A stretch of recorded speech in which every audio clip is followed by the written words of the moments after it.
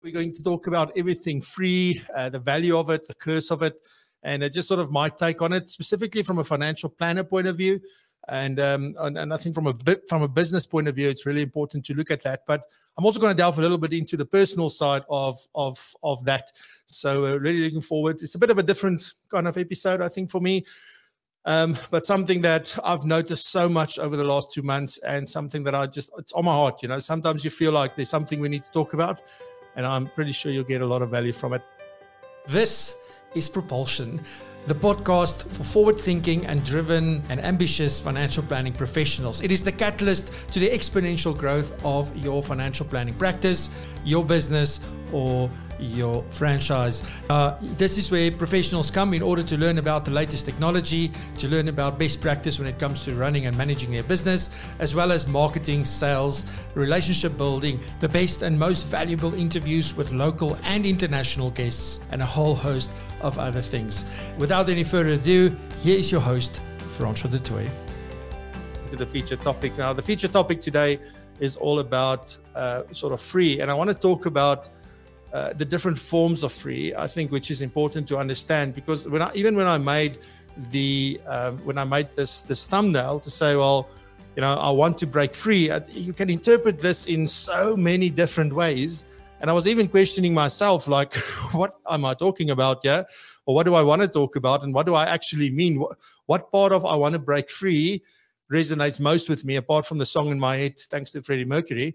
It is just important for me there's quite a few things that I noticed over the last 2 months. And specifically, I did this thing where I went back onto Facebook for some reason in December. I know why, because there's a few groups to which I belong, and which I did a few things and challenges and things that I had to be there. But now you see all these things again from my past, basically, where, you know, I'm part of all of these different groups. So you have people that are into e-commerce, you have people that are into live streaming, you have people that are into video making, you have people that are into web design and these kind of things. And over and over and over again, like, people come and say, you know what can I, you know, what free tools are available? You know, what can I use that doesn't cost anything? And it just stood out for me, because I was one of those people quite a few years ago, even 2 years ago, not even that much. I was also always looking for the free thing, and then how can we do this without paying for it? And how can we do that without paying for it? And I think that is the main sort of part from my perspective that I want to talk about today, is the free in the sense of business, and free in the sense of, consumption, I would say. But also I might delve a little bit deeper into the other part, which it might mean that, you know, I want to break free from a lot of things. So it might also be that.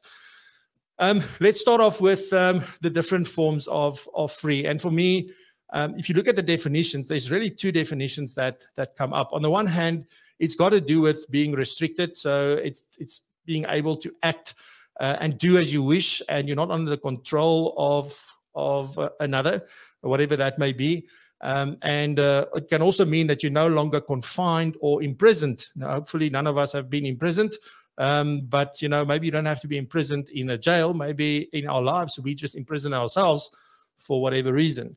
But being free, in that sense, is good, because it means that you can do what you want, within boundaries, I guess, but you can do what you want. You can move where you want. You can, all of those kind of things. It's in your control. When you are free, you have more control. The other part of it means, and it's simple, the definition, without cost or payment. Now, that's the one that really sometimes, now at this point where I am, and I'll get into it, because I'll share with you sort of, I understand there's a process, and I understand there's sort of, I'm going to look at the value for free. I'm going to see if I can see that, but that's definitely something that I'll look into. All right. So, as I said, both of these are really important in our lives, and they're equally important in our business. So that's sort of what I want to delve into now.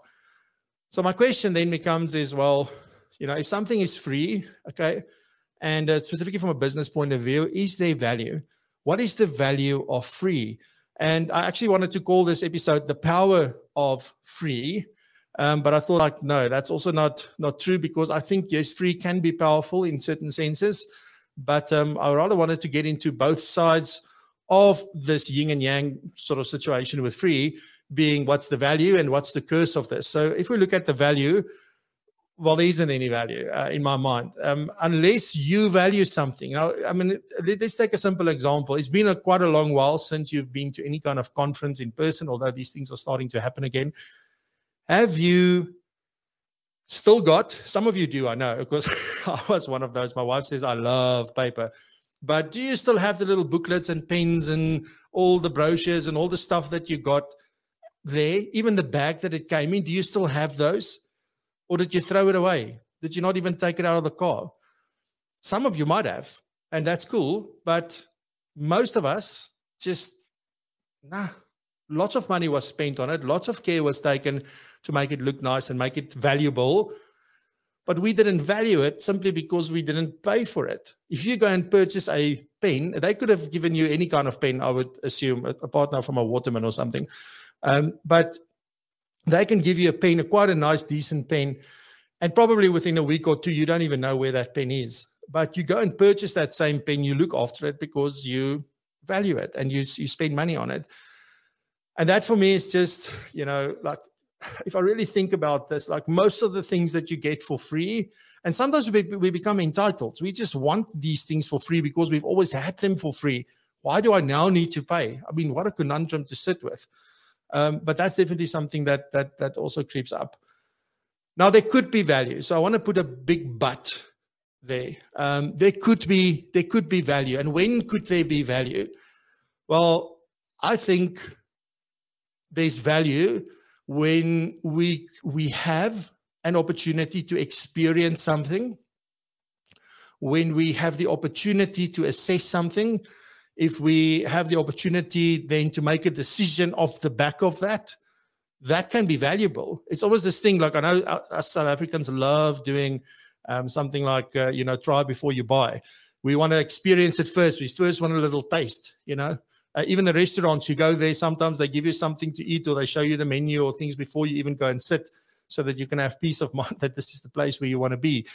But and then I think it's the opportunity sometimes for us to get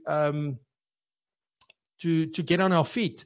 When you do a new business, you're a new practice, it's hard to just go and pay. If I see what I pay now for licenses, just for software that we use, it's actually I won't say ridiculous because it makes money and it absolutely makes my business run a lot better. But I went from paying nothing to paying a lot more than nothing. And there's a few things that go with that, and I'll get into that in a second, of the things that have improved as a result of me paying for my software. And software is just one example, but definitely something to sort of consider. And I think it's if you can have that opportunity to get on your feet and try things and use things that are free, it helps you. It absolutely helps you. But we must be very careful that we don't get stuck there and then say we want everything for free. And whenever suddenly the thing changes and you need to pay for it, then understand if you got value from it, because I think that's one of the curses, is that we lose sight of what is valuable.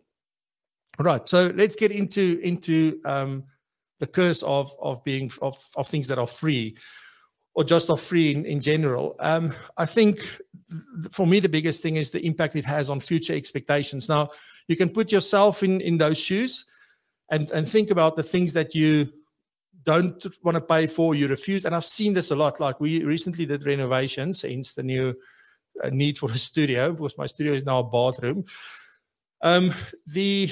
So what I saw here, when you talk to the builder or the construction people and so forth, and you want to do this and you want to do that, and then they're all like, no, you don't this, and like I would never pay this for that, and that kind of stuff, because in their mind, they know.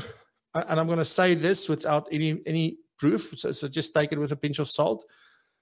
But they know what things really cost, and they know the markups and the things that they do, etc., etc. So if they install anything and you don't go and buy it yourself, they do. They would do different things and get it for a much cheaper price, probably, or things like that. So in their mind, I would never pay it that because I could get it for this. So I'm not going to pay 10,000 Rand for a bath. I will only pay 5 because I can get it for 5. And a bath is a bath in his opinion. But they lose sight of the fact of what is important to the person that is buying this and sort of why they are doing what they are doing. And from that perspective, I think, their own outlook is like, no, this is too expensive. I said to the guy that was building here, I said, if it wasn't for people like me, you would not have a business. So I see the same thing happening with financial planners, where we do not want to charge people for things that we should be charging for, as an example. One, because maybe we don't know how to position it, but secondly, we've never charged for it before, so how can I start charging now? So again, that thing about that future expectation that was created. But yeah, at the end of the day, clients won't value the things, and they won't engage in the things that they just simply get for free. Or the problem is that they start connecting you and associating you and me with this specific thing of this is how we work. And I recently was part of a conversation where quite a big FSP lost a client to a smaller FSP because the client felt that this small FSP can do more for them and their value proposition is better than this big FSP, which is absolutely not true. Like, we looked at the things that they're getting, and they are definitely like they get that and more at the current FSP. But sometimes people will move from where things are free and being used in the traditional sense, and then go somewhere else and suddenly start paying. And that's always my thing. Like, where did we lose the plot? Where did we miss the opportunity to sort of change what we needed to change? Or how did we miss what the client really values and was willing to pay for? So that's the first thing. So future expectations, and it's a negative impact on future expectations, because often people then say, well, Francois, you always do these things for free. And if somebody wants something for free, we send them to Francois, as an example. The same thing probably happens in your life, exactly that. The other problem is that when we think about the curse side of fees, and I don't know if curse is the right word, but we don't see value anywhere. We tend to value very little things because we don't put value into the small things. We just, these things are free. These things, I can get this here for free. I know this person, that one can help me with this. Then everybody's doing gunsies for almal. But that is quite an important one as well. Now, the biggest thing, if you're a business and you do things for free versus you charge for things, here's my big thing. I would argue, okay, and I stand to be corrected and I'm open for debate, but I'm of the opinion that when you do something for free for someone, unless your intent is to sell them something else at the end, but if you do something for free, the effort that is put into that, the effort that is expended, the care that is taken is not at the same level as that of when you charge for something and somebody actually paid you for the work that you're doing. The same thing, if you're getting something for free, don't expect the person's best work ever south of the North Pole. It's not going to happen because they need to go somewhere else where they can actually make money. So very important point. Just understand the three things. Negative impact on future expectations that people associate with you. We ourselves don't see value, so we also get into that circle, and then the negative impact on our effort that we employ when we're really doing work that we do for free. Now, as I said, there are opportunities where one would do that. I'm doing stuff for free now, but it is out of my own choice. I wasn't asked. I was actually asked, what is your fee? And I said, you know what, in this instance, I'll just do it. But it's much better to be in that position to be able to do that than people constantly asking you to do things for free. It's a much nicer position just to say, you know what, it's fine. I'll do this with my compliments or pro bono or whatever. And that's the other thing. Don't do it for free. Because often when we do things for free, it's hardly that we will ever do it from a point of view where we don't expect anything in return. Even if we say we don't, there's a small thing like somewhere, you owe me, or you know what, maybe if I do this, then I'll get that. There's always that thing playing in the back of your mind. Versus if you do pro bono work, I think. If you go pro bono is really, well, one, you don't use the word free, which is fantastic. You don't use the word with my compliments, because it still then feels like somebody owes you. Pro bono for me is a professional thing that makes sure that we do it just because we want to do it. We simply give because we don't expect anything in return. So if we really want to do something for free, do it pro bono. And it might be a play on words, but I'm telling you, it's got an impact on your mindset. It's got an impact on the mindset of clients and people that needs to refer other clients to you. If I say it starts with me, if I want everything for free, everybody else will want things for free from me. It's amazing how it works. I guess it's got, I don't know, is it the law of attraction?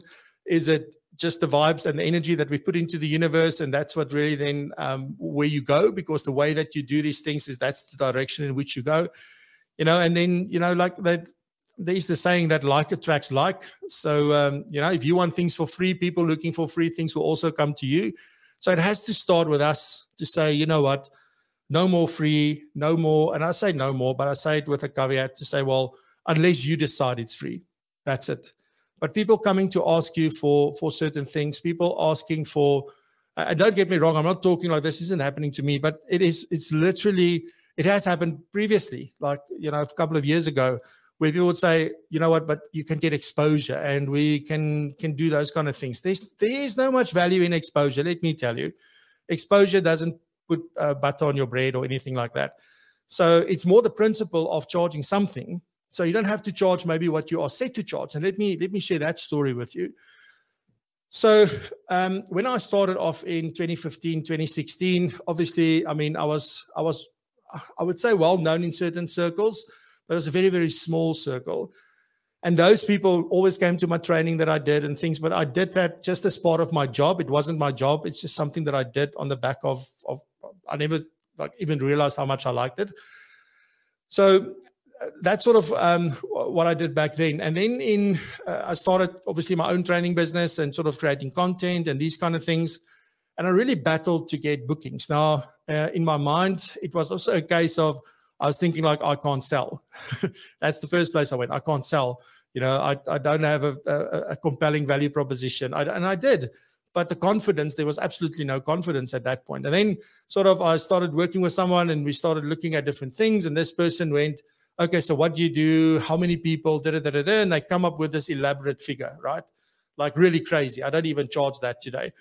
And they said to me, like, this is what you should be charging. So I walked out of there very excited and think, Papa, nou gaat ons geld maak, okay?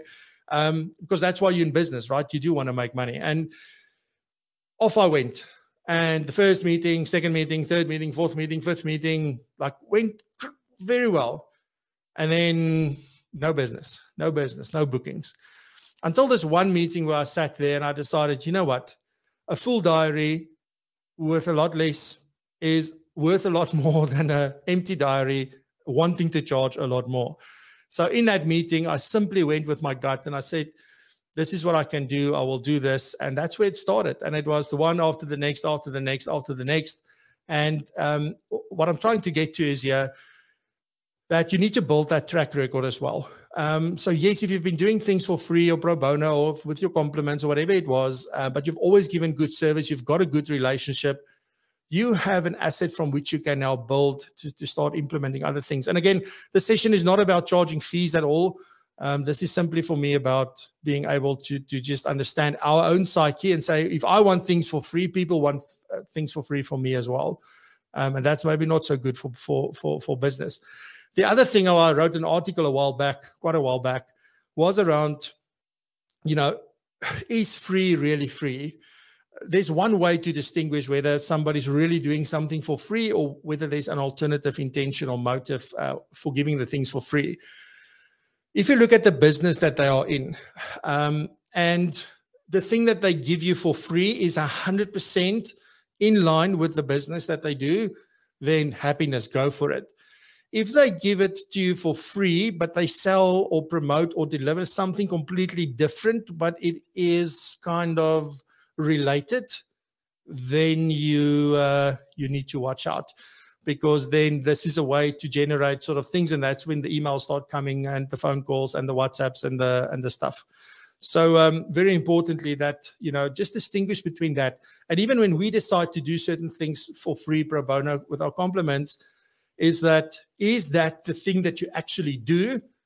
So think about the Financial Planning Week, where we do complimentary and pro bono sessions with people, and you do that, but that's 100% in line with what you do.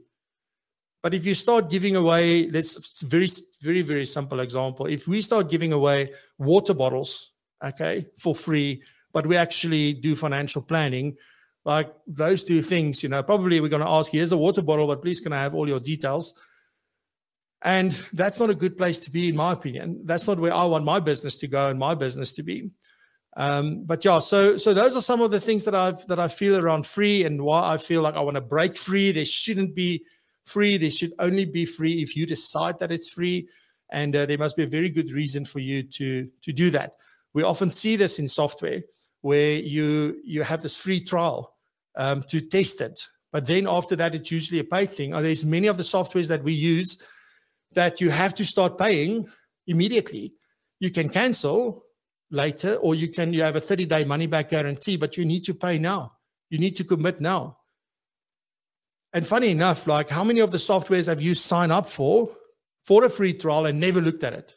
Never, because you're not paying a cent. But go and get a piece of software and you pay for it. You'll make sure that you use it. A last thought on this before I end off is literally, if I think about software again, it's just that because I work in software a lot at the moment, and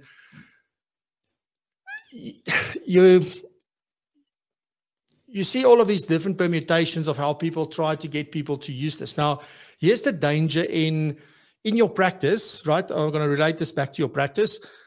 This is the danger. If you are using a lot of free software in your practice, there's a reason why there's a lot of them, because it's inevitable that on the free version of that software, one, you never get support. So that's the first thing. But second thing is that you don't have all the features that you need. So now what do? We start looking for other software with those features that are free, so that I can use this software for this, that software for the next thing. This software does this. And before you know it, one, you have 5 or 10 sort of licenses or software that you're using. And you got to get to know them. You got to learn to use them. And it takes so much time and so much effort versus getting the software that covers 80% of your need and then paying for that and then making sure that, it gets used properly and then, build it from there. So this is where all my thinking comes from around this whole thing around free.